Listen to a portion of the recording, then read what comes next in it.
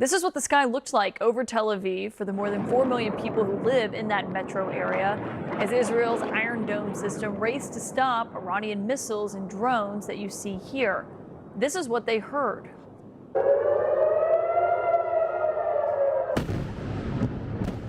As you saw there, some Iranian missiles made it through. Meanwhile, in Tehran, that country's own air defenses sprung into action.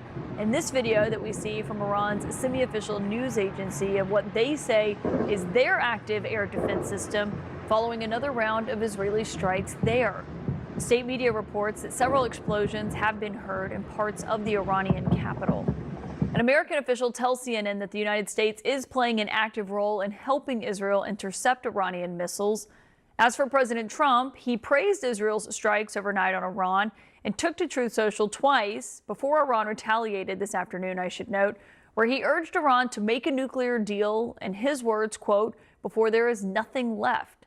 At the White House, the president spent the day behind closed doors, so you see here his defense secretary and energy secretary entering the West Wing. That's around 10 a.m. this morning.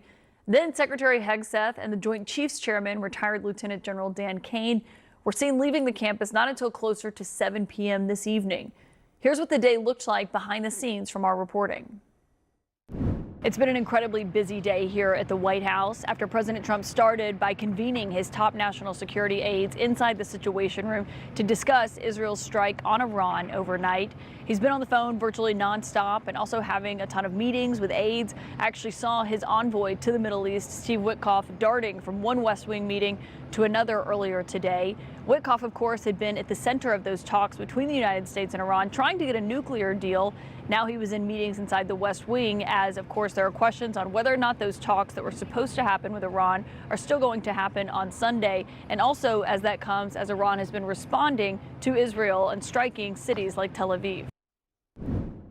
I want to get straight to CNN's chief international correspondent, Clarissa Ward in Eilat, Israel. Clarissa, obviously it's just after 4 a.m. there in southern Israel. What have you seen and heard so far since you've been on the ground?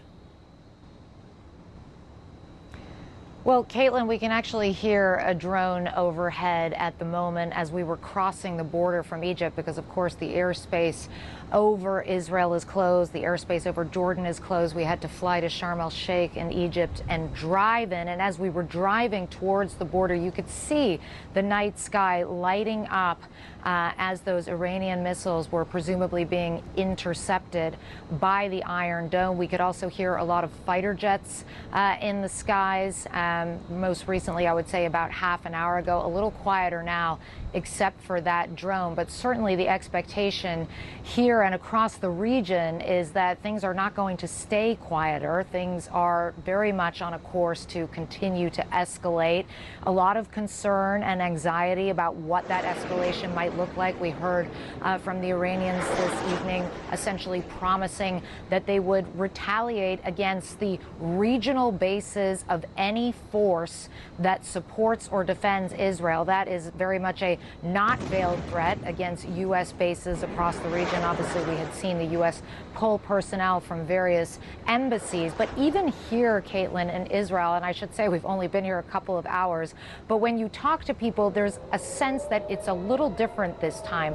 When they saw those missiles making impact on the outskirts of Tel Aviv, when they saw the damage caused by those impacts, when they heard the force of those intercepts and blasts, it really did feel, according to people we've spoken to, different to cases in the past when we have seen the sort of usual barrages coming from the Houthis in Yemen, from Hezbollah in Lebanon, from Hamas in Gaza.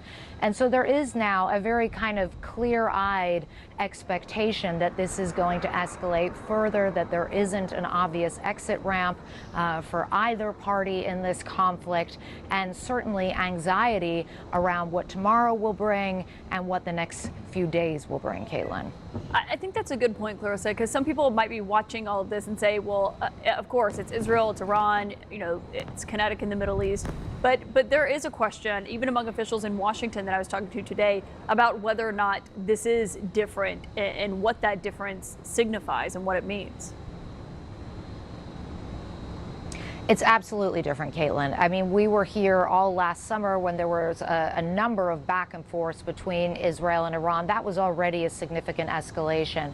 But the attack that we saw Israel perpetrate against Iran last night, the scale, the scope, the essential decapitation of Iran's senior military leadership, the intelligence breach, all of this has really taken things to a completely new level. I mean, this really is now territory that has not been navigated. There is clearly a lot of anxiety, particularly in the region, a desire to try to de-escalate. The Europeans, I came from Europe this morning, a lot of anxiety in Europe as well. Desperate calls from many different countries for both sides to kind of pull back from the brink. But as I said before, it's not really clear at this stage what pulling back from the brink would look like. We've heard President Trump reiterate, oh, come on, come to these talks this weekend in Oman. Let's hash out a deal. That's your only off-ramp. But for Iran to capitulate like that in this moment and what that would mean for its domestic political audience, it's difficult to see that that's a viable political move for Iran at the moment, Caitlin. Yeah, Rosa Ward on the ground in Israel. We'll check in with you for updates throughout the hour. Also here tonight is the Israeli ambassador to the United States, Yael Leiter. And it's great to have you here, Mr. Ambassador, because the question on what we were just talking with Clarissa about, the attacks that are happening in Tel Aviv tonight, we saw some of those Iranian missiles getting through and hitting on the ground in the area. Can you just update us on what the latest is in the aftermath of that and how many people have been injured? Well, we faced 3 salvos of ballistic missiles fired from Iran today, about 150 in total.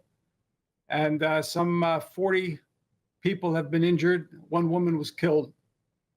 And we expect that the Iranians, who have a considerable volume of ballistic missiles, somewhere in the neighborhood of 2,000, will continue to fire them. So you can confirm that a woman was killed as a result of Iran's strikes in Israel tonight? Yes. Look, it's important to understand they're firing at our civilians. We're firing at their nuclear infrastructure and the people involved in the nuclear infrastructure. We have targeted strikes in Iran in order to neutralize their nuclear weapons program, because the nuclear weapons program is intended to annihilate us. They're firing ballistic missiles into civilian population centers is something entirely different. They're targeting our civilians. This is a criminal state that is on the road to achieve a nuclear weapon, which we have to mitigate. It's that simple. Has Iran's response and the strikes that they've promised will continue, is it overwhelming Israel's ability to defend itself? No, Israel will not be overwhelmed. We're a very resilient people. We've confronted one of Iran's proxies now for a year and a half in the form of Hamas. We've lost many people. We lost 1,200 people on October 7th. We've lost close to another 900 soldiers.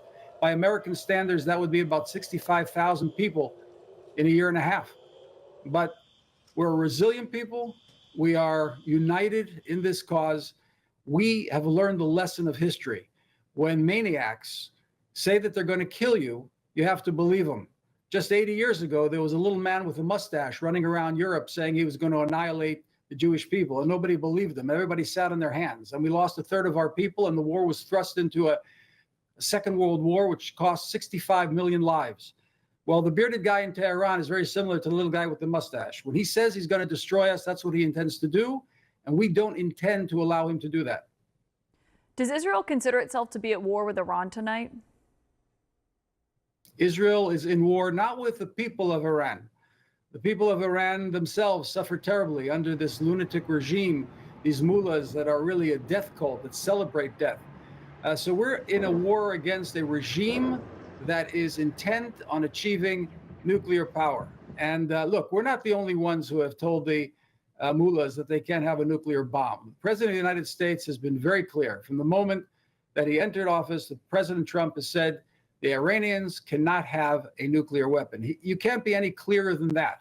So what we are doing is in concert with the policy, the foreign policy of the United States, the security policy of the United States, because we are allies. And we're operating the best interest not only of the United States, but really of Western civilization. It would be high time for our European friends to come on board as well.